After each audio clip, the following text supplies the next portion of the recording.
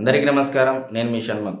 YCP అధినేత అయినటువంటి జగన్మోహన్ రెడ్డి గారికి పెద్ద షాక్ అనేదైతే మనం ఖచ్చితంగా చెప్పొచ్చు. మరి ఏంటి షాక్ అంటే, జగన్మోహన్ రెడ్డి గారి నియోజకవర్గమైనటువంటి పులివెందుల నియోజకవర్గంలో కూడా ఉప ఎన్నికలు వచ్చేటువంటి అవకాశం ఏమైనా ఉందా అని మీరడిగితే ఉంది అనేదైతే మనం ఖచ్చితంగా చెప్పొచ్చు. ఏ విధంగా చెప్తున్నావయ్యా? అతను ఎందుకొస్తది ఉప ఎన్నిక?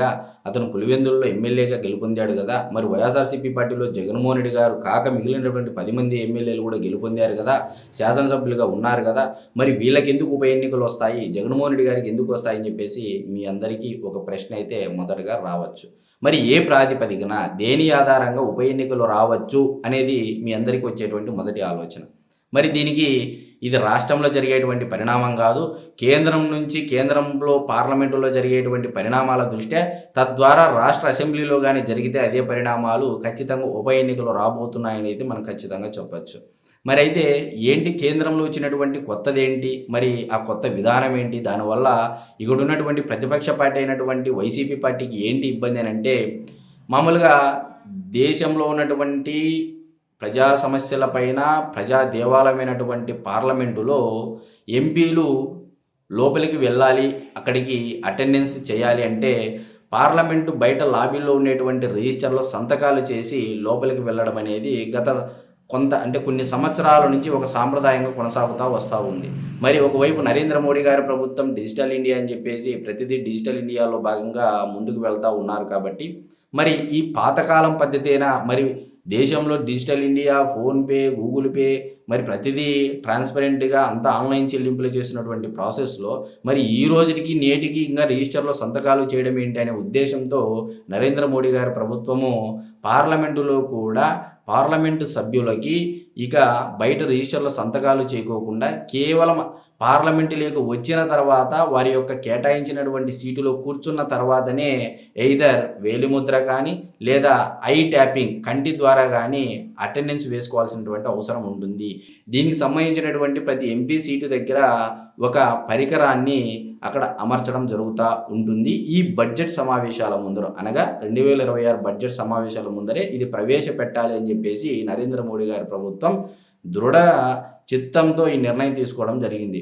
మరి గతంలో ఉన్నటువంటి కొన్ని పార్టీలకు సంబంధించినటువంటి పార్లమెంటు సభ్యులు బయట లాబీలో ఉన్నటువంటి రిజిస్టర్లో సంతకాలు చేసి అటు నుంచి అటు వెనక్కి వెళ్ళిపోవడం అనేది ఇక్కడ గమనార్హం. అయితే పార్లమెంటు సభ్యులు ప్రజలు కట్టినటువంటి పన్నులను అలవెన్సుల రూపంలోనూ జీతాల రూపంలో తీసుకుంటున్నటువంటి వీళ్ళు ప్రజా సమస్యలపైన చట్టాల విషయంలో కానీ, చట్టాలను శాసనాలు చేయడం విషయంలో కానీ, ప్రజల సమస్యలపైన గలం ఇప్పడంలో కానీ ఎక్కువ రోజులు పార్టిసిపేట్ చేయకోకుండా ఏదో ఒకరోజు 2 రోజులు పార్టిసిపేట్ చేసి వాళ్ళ రిజిస్టర్లో సంతకం చేసి అటు నుంచి అటు వెళ్ళిపోవడం అనేది గమనార్హంగా భావించింది ఇప్పుడున్నటువంటి నరేంద్ర మోడీ గారి ప్రభుత్వం.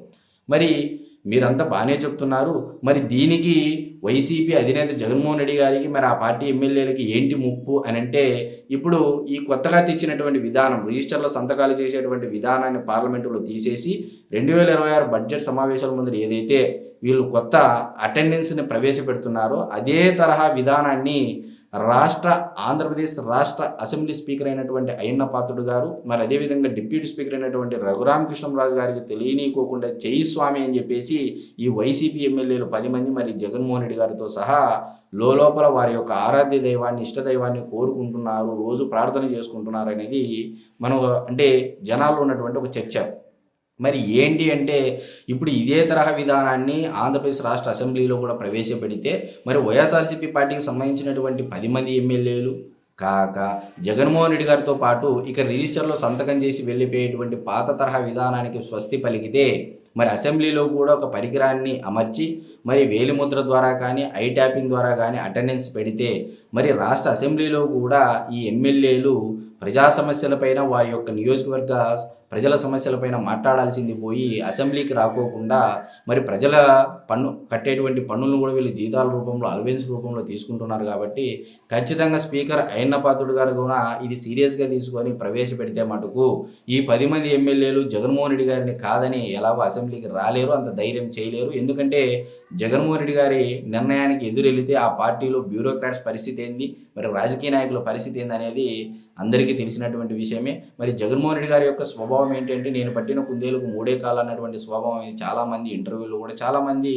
రాజకీయ నాయకులు బ్యూరోక్రాట్స్ కూడా చెప్పడం జరిగింది. మరి ఇటువంటి పరిస్థితుల్లో ఒకవేళ ఇదే తరహా విధానాన్ని రాష్ట్ర అసెంబ్లీలో కూడా ప్రవేశపెడితే ఖచ్చితంగా రాష్ట్రంలో ఉన్నటువంటి 11 నియోజకవర్గాలకు ఉప ఎన్నికలు రాబోతాయి. ఎందుకంటే స్పీకర్ గారు కూడా ఇది సీరియస్గా తీసుకొని ప్రవేశపెట్టి సీరియస్గా డిస్క్వాలిఫికేషన్ వీళ్ళు అటెండెన్స్ చేసుకోకపోతే డిస్క్వాలిఫై కానీ చేస్తే ఖచ్చితంగా ఉప ఎన్నికలు అయితే వచ్చేటువంటి అవకాశం ఉందనేది దీని ఆధారంగా పార్లమెంటులో ప్రవేశపెట్టినటువంటి కొత్త అటెండెన్స్ విధానము ప్రాతిపదికన మనము రాష్ట్ర అసెంబ్లీకి అన్వయించుకుంటే ఖచ్చితంగా వైఎస్ఆర్సీపీ పార్టీ అయినటువంటి జగన్మోహన్ రెడ్డి గారికి వైఎస్ఆర్సీపీ పార్టీకి ఇది పెద్ద షాక్ అనేది అయితే మనం ఖచ్చితంగా చెప్పొచ్చు.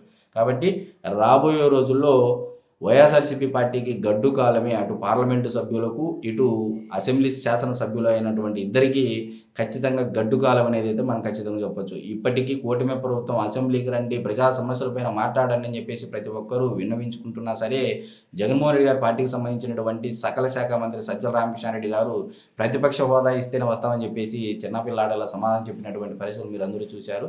కాబట్టి రాబోయే రోజుల్లో ఖచ్చితంగా వీళ్ళు అసెంబ్లీకి రావాల్సినటువంటి అవసరం ఉంటుంది. ఇదే విధానాన్ని కానీ ప్రవేశపెడితే ఇంకా తప్పించుకోలేరు వైసీపీ ఎమ్మెల్యేలు ఇంక్లూడింగ్ జగన్మోహన్ రెడ్డి గారితో సహా అని చెప్పేసి అయితే మనం ఖచ్చితంగా చెప్పొచ్చు. కాబట్టి ఇదే కానీ జరిగితే ఉప ఎన్నికలు వచ్చేటువంటి అవకాశం ఎంతైనా ఉంటుందనేది మనం ఖచ్చితంగా చెప్పొచ్చు. అందరికీ నమస్కారం.